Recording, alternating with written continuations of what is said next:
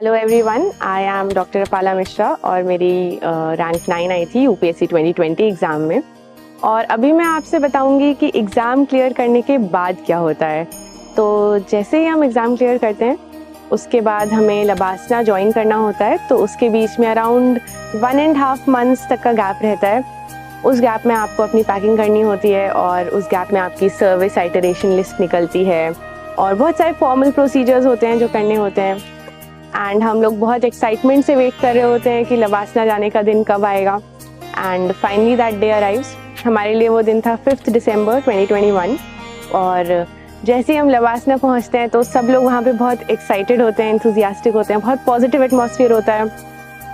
But वहाँ जाके हमें पता लगता है कि सब कुछ चिल नहीं है। बहुत ट्रेनिंग, प्रॉपर ट्रेनिंग होती है, बहुत डिसिप्लिन ट्रेनिंग होती है, पीटी होती है, बहुत सारे एक्स्ट्रा करिकुलर्स होते हैं, हॉर्स राइडिंग होता है, स्विमिंग होता है, बहुत सारी अपॉर्चुनिटीज़ होती हैं चीज़ें सीखने की।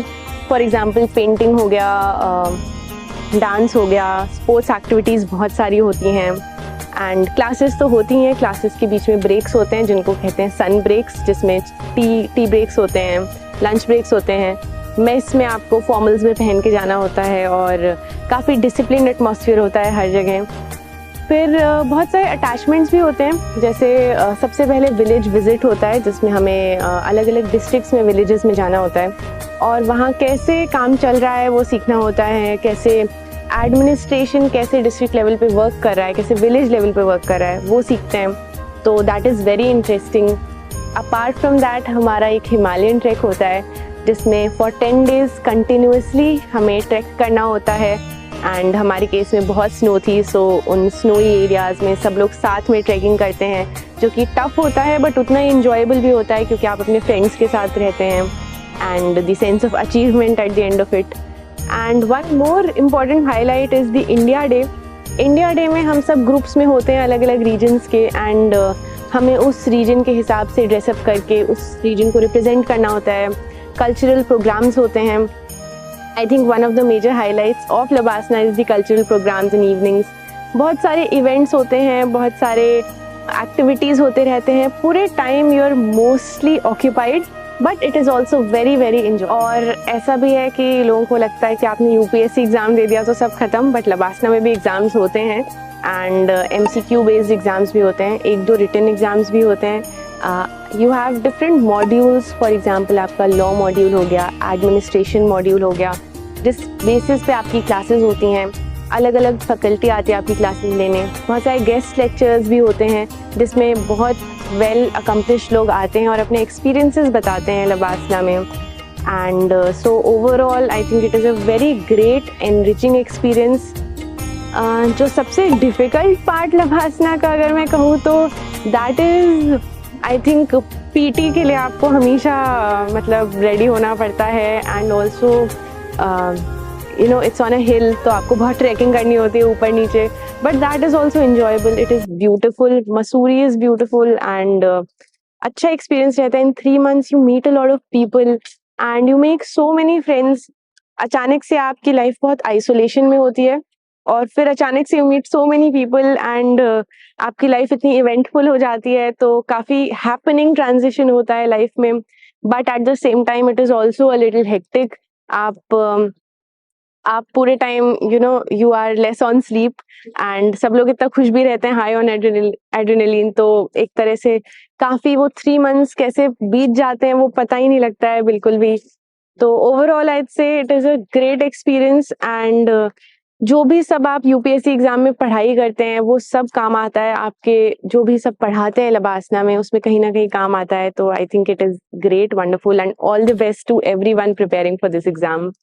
सो लबासना के ये very happening and very eventful 3 months के बाद फाइनली हम लोग सब लोग जाते हैं अपनी पेरेंट अकेडमीज में। And that farewell is a little teary क्योंकि हम अपने सारे फ्रेंड्स को गुड बाय बोल रहे होते हैं जो सब कंट्री के अलग अलग अकेडमीज में, अलग अलग एरियाज में जा रहे होते हैं।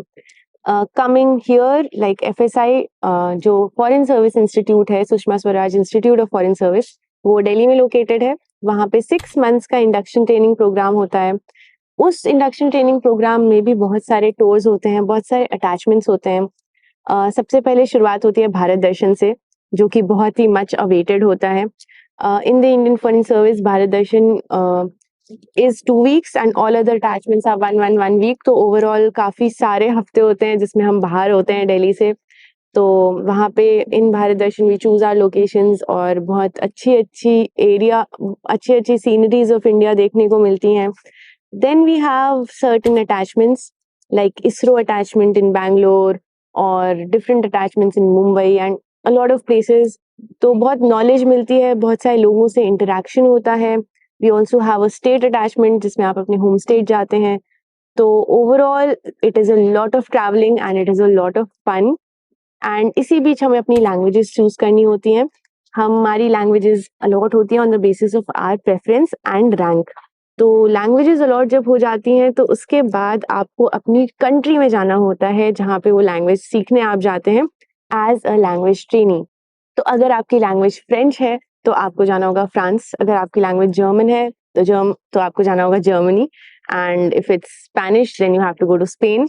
Likewise, everyone gets divided into different cohorts of languages.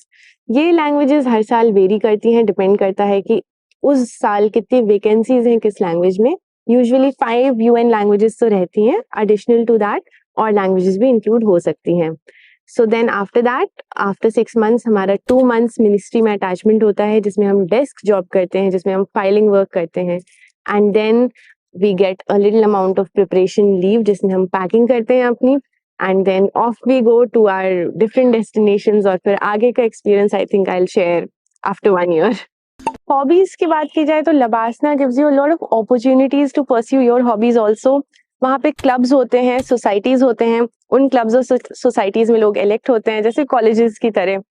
तो वहाँ पे हमारा हॉबीज क्लब होता है, हमारा एडवेंचर क्लब होता है, एडवेंचर सोसाइटी होती है, ऑफिसर्स क्लब होता है जो स्पोर्ट्स देखता है. तो there are lot of different societies and उसमें कॉम्पिटिशन्स होते हैं जैसे पेंटिंग कॉम्पिटिशन हो गया, स्पोर्ट्स कॉम्पिटिशन हो गया, एथलेटिक्स मीट हो गया. तो हमेशा कुछ ना कुछ ऐसा चलता रहेगा. You get a lot of opportunity to develop yourself, to grow, to interact with people and you find yourself as a much more evolve person once you are done with everything.